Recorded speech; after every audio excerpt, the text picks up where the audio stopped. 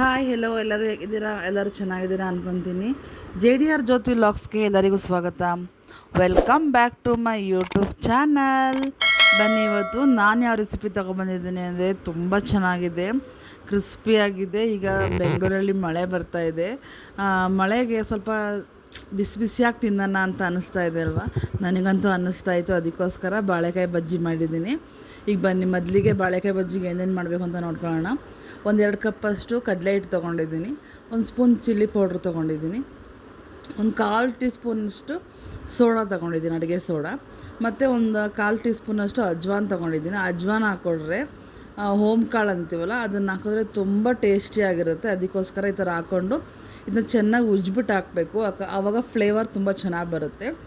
ಆಮೇಲೆ ನೆಕ್ಸ್ಟು ಸ್ವಲ್ಪ ರುಚಿಗೆ ತಕ್ಕಷ್ಟು ಉಪ್ಪು ಹಾಕ್ಕೊಂಡಿದ್ದೀನಿ. ರುಚಿಗೆ ನಿಮಗೆ ಗೊತ್ತಾಗುತ್ತಲ್ಲ ಅಷ್ಟು ಉಪ್ಪು ಹಾಕ್ಕೊಳ್ಳಿ. ಹಾಕ್ಕೊಂಡು ಡ್ರೈ ಹಿಟ್ಟನ್ನ ಸ್ವಲ್ಪ ಒಂದು ಸರ್ತಿ ಹಿಂಗೆ ಮಿಕ್ಸ್ ಮಾಡ್ಕೋಬೇಕು. ಮಿಕ್ಸ್ ಮಾಡಿಕೊಂಡು ಸ್ವಲ್ಪ ನೀರು ಹಾಕ್ಕೊಂಡು ಕಲಿಸ್ಕೋಬೇಕು. ಯಾಕೆ ಅಂದರೆ ಸ್ವಲ್ಪ ನೀರು ಹಾಕ್ಕೊಂಡು ಕಲಿಸ್ಕೋದಿಲ್ಲ, ಒಂದೇ ಸಾರಿ ಹಾಕ್ಕೊಬಿಟ್ರೆ ಫುಲ್ ತೆಳುವಾಗಿಬಿಡುತ್ತೆ. ನಮಗಿದು ಬಾಳೆಕಾಯಿ ಬಜ್ಜಿಗೆ ಸ್ವಲ್ಪ ಗಟ್ಟಿ ಇರಬೇಕು. ಅದಕ್ಕೋಸ್ಕರ ಸ್ವಲ್ಪ ನೀರು ಹಾಕ್ಕೊಂಡು ಕಲಿಸ್ಕೋಬೇಕು. ಜಾಸ್ತಿ ನೀರು ಹಾಕ್ಬಿಟ್ರೆ ಅಂತ ಕೆಲವರು ಬುದ್ಧಿವಂತರು ಇರ್ತಾರಲ್ಲ, ಜಾಸ್ತಿ ನೀರು ಹಾಕ್ಬಿಟ್ರೆ ಈಗ ಹಿಟ್ಟು ಹಾಕ್ಕೋಬೋದಲ್ಲ ಅಂತ.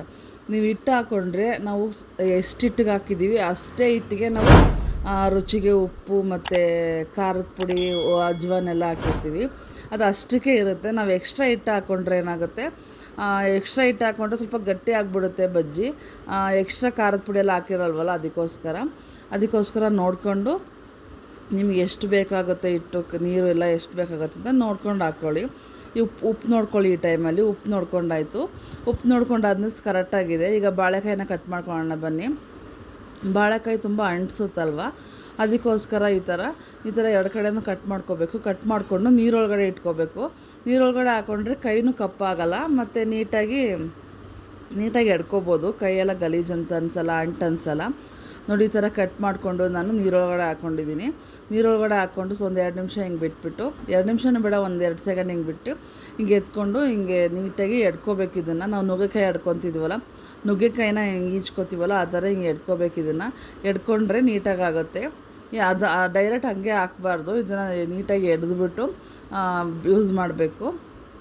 ಈ ಥರ ಎಡ್ದಾದ್ಮೇಲೆ ಒಂದು ಸತಿ ವಾಶ್ ಮಾಡ್ಕೊತಾ ಇದ್ದೀನಿ. ವಾಶ್ ಮಾಡಿಕೊಂಡು ಈಗ ನೀಟಾಗಿ ಸ್ಲೈಸಾಗಿ ಕಟ್ ಮಾಡ್ಕೋಬೇಕು. ನಿಮ್ಮ ಹತ್ರ ಸ್ಲೈಸ್ ಮಿಷಿನ್ ಇದ್ದರೆ ಅದರಲ್ಲೇ ಕಟ್ ಮಾಡ್ಕೋಬೋದು. ನಾನು ಅದರಲ್ಲಿ ತುಂಬ ತೆಳು ಬರುತ್ತೆ, ಅದಕ್ಕೋಸ್ಕರ ನಾನು ಅದರಲ್ಲಿ ಕಟ್ ಮಾಡ್ಕೊಳ್ಳಲ್ಲ. ನನ್ನ ಕೈಯಲ್ಲೇ ಕಟ್ ಮಾಡ್ಕೋತೀನಿ ಥರ ಚಾಕಲ್ಲಾದರೆ ತೆಳುನೂ ಇಲ್ಲ, ಸ್ವಲ್ಪ ಗಟ್ಟಿನೂ ಇಲ್ಲ, ಮೀಡಿಯಮಾಗಿ ಬರುತ್ತೆ. ತುಂಬ ಚೆನ್ನಾಗಿ ಸ್ಲೈಸ್ ಬರುತ್ತೆ ಮತ್ತು ಬಾಯಿಗೆ ಚೆನ್ನಾಗಿ ಸಿಗುತ್ತೆ. ಅದಕ್ಕೋಸ್ಕರ ಈ ಥರ ಸ್ಲೈಸ್ ಆಗಿ ನಾನು ಚಾಕಲ್ಲೇ ಕಟ್ ಮಾಡ್ಕೊತೀನಿ. ನಿಮಗೆ ಮಿಷಿನ್ ಇದ್ದರೆ ಮಿಷಿನಲ್ಲೇ ಕಟ್ ಮಾಡ್ಕೊಳ್ಳಿ, ಪರವಾಗಿಲ್ಲ.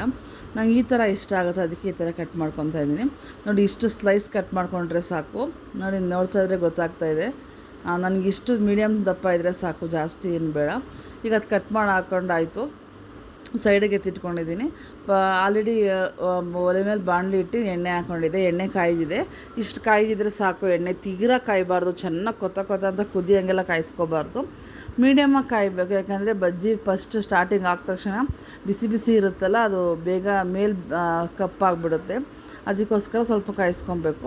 ಅದಾದಮೇಲೆ ನೆಕ್ಸ್ಟ್ ಈಗ ಬಜ್ಜಿ ಎಲ್ಲ ನಾನು ಅಜ್ಜಿ ಹಾಕ್ತಾಯಿದ್ದೀನಿ. ಈಗ ಬಾಳೆಕಾಯ್ದು ಈಗ ನೀಟಾಗಿ ಹಾಕ್ಕೊಬೇಕು. ನೋಡಿ, ಹಾಕ್ತಾಯಿದ್ರೇ ಗೊತ್ತಾಗ್ತಾಯಿದೆ ಎಷ್ಟು ಚೆನ್ನಾಗಿ ಸ್ವಲ್ಪ ಮೀಡಿಯಮಾಗಿ ಎಣ್ಣೆ ಕಾಯ್ದಿದೆ ಅಂತ.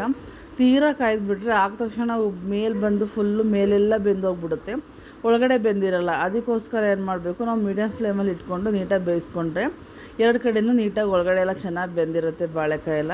ಈಗ ಒಂದು ಕಡೆ ಬೆಂದಾಯಿತು ನೋಡಿ. ನಾನು ನಿಧಾನಕ್ಕೆ ಬೇಯಿಸ್ಕೊಂಡಿದ್ದೀನಿ, ಅದಕ್ಕೆ ಅದಾಗೆ ಮೇಲೆ ಬಂದಿದೆ ಪೂರಿ ಅಂತ ಇದ್ದೀನಿ, ಬಜ್ಜಿ. ಈಗ ಇದೆಲ್ಲ ಆಯಿತು. ಬೆಂದಾದ್ಮೇಲೆ 2 ಕಡೆಯೂ ಬೇಯಿಸ್ಕೊಂಡು ಎತ್ಕೊತಾ ಇದ್ದೀನಿ.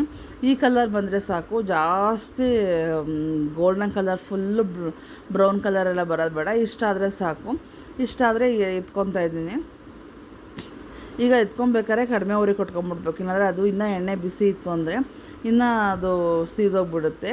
ಈಗ ಬಜ್ಜಿ ಎಲ್ಲ ಎತ್ಕೊಂಡಾದ್ಮೇಲೆ ಇಲ್ಲಿ ಇನ್ನೊಂದು ಏನಂದರೆ, ಎಣ್ಣೆ ಒಳಗಡೆ ಸಣ್ಣದು ಇದೆಯಲ್ಲ, ಇದನ್ನು ಎತ್ಕೊಂಡ್ಬಿಡ್ಬೇಕು. ಯಾಕೆ ಅಂದರೆ ಅದು ನಾವು ಮತ್ತೆ ಬಜ್ಜಿ ಬಿಡ್ತಾ ಇರ್ತೀವಲ್ಲ, ಆವಾಗ ಅದೆಲ್ಲ ಫುಲ್ಲು ಕಪ್ಪಾಗಿಬಿಡುತ್ತೆ. ಆವಾಗಲೇ ನಮಗೆ ಎಣ್ಣೆ ಎಲ್ಲ ಗಲೀಜಾಗಕ್ಕೆ ಶುರುವಾಗುತ್ತೆ. ಅದಕ್ಕೋಸ್ಕರ ಆ ಸಣ್ಣದೆಲ್ಲ ಎತ್ಕೊಬಿಟ್ರೆ ಎಣ್ಣೆ ಏನು ಗಲೀಜಾಗಲ್ಲ ಮತ್ತು ಕಪ್ಪು ಏನಾಗಲ್ಲ. ಈಗ ಮತ್ತೆ ಇನ್ನೊಂದು ರೌಂಡ್ ಬಜ್ಜಿ ಹಾಕೋತಾ ಇದ್ದೀನಿ. ಈಗ ಬಜ್ಜಿ ಎಲ್ಲ ಹಾಕ್ಕೊಂಡಾಯ್ತು. ಬನ್ನಿ ಸರ್ವ್ ಮಾಡ್ಕೊಳ್ಳೋಣ. ಎಷ್ಟು ಸಖತ್ತಾಗಿತ್ತು ಅಂದರೆ ತುಂಬ ಚೆನ್ನಾಗಿತ್ತು. ನಿಮಗೂ ಇಷ್ಟ ಆಯಿತು ಅಂತ ಅಂದ್ಕೊತೀನಿ. ಚಳಿಗೆ ತುಂಬ ಚೆನ್ನಾಗಿರುತ್ತೆ. ಬಿಸಿ ಬಿಸಿಯಾಗಿ ಮಾಡ್ಕೊತೀನಿ. ಒಂದು ಲೋಟ ಟೀ ಇಟ್ಕೊಬಿಟ್ರೆ ಸಖತ್ತಾಗಿರುತ್ತೆ. ನಿಮ್ಮೆಲ್ಲರಿಗೂ ಇಷ್ಟ ಆಯಿತು ಅಂತ ಅಂದ್ಕೊತೀನಿ. ಇಷ್ಟ ಆಗಿದ್ದರೆ ಲೈಕ್ ಮಾಡಿ, ಶೇರ್ ಮಾಡಿ, ನಮ್ಮ ಚಾನಲ್ನ ಸಬ್ಸ್ಕ್ರೈಬ್ ಮಾಡ್ಕೊಳ್ಳಿ ಅಂತ ಹೇಳ್ತಾ, ಇದೇ ರೀತಿ ಚೆನ್ನಾಗಿರೋ ವೀಡಿಯೋಗಳಿಗೋಸ್ಕರ ನಮ್ಮ ಚಾನಲ್ ಸಬ್ಸ್ಕ್ರೈಬ್ ಮಾಡ್ಕೊಳ್ಳಿ. ವಿಡಿಯೋ ನೋಡಿ ಹಾಗೆ ಹೋಗ್ಬಿಡ್ಬೇಡಿ, ಒಂದು ಲೈಕ್ ಮಾಡಿ, ನಿಮ್ಮ ಫ್ಯಾಮಿಲಿ ಫ್ರೆಂಡ್ಸ್ಗೆಲ್ಲ ಶೇರ್ ಮಾಡಿ. ಇನ್ನೂ ಹೆಚ್ಚು ವೀಡಿಯೋ ಹಾಕ್ತೀನಿ ನಾನು.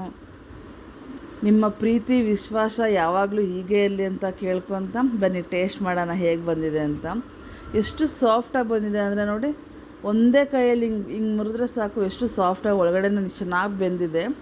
ಬಾಳೆಕಾಯಿ ತುಂಬ ಚೆನ್ನಾಗಿ ಬೆಂದಿದೆ ನೋಡಿ, ಎಷ್ಟು ಚೆನ್ನಾಗಿದೆ ಅಲ್ವಾ. ನಿಮಗೂ ಇದೇ ಥರ ಬೇಕಿತ್ತು ಅಂದರೆ ಮಾಡ್ಕೊಳ್ಳಿ ಅಂತ ಹೇಳ್ತಾ ಕಮೆಂಟ್ ಮಾಡಿ. ಬಾಯ್, ಥ್ಯಾಂಕ್ ಯು.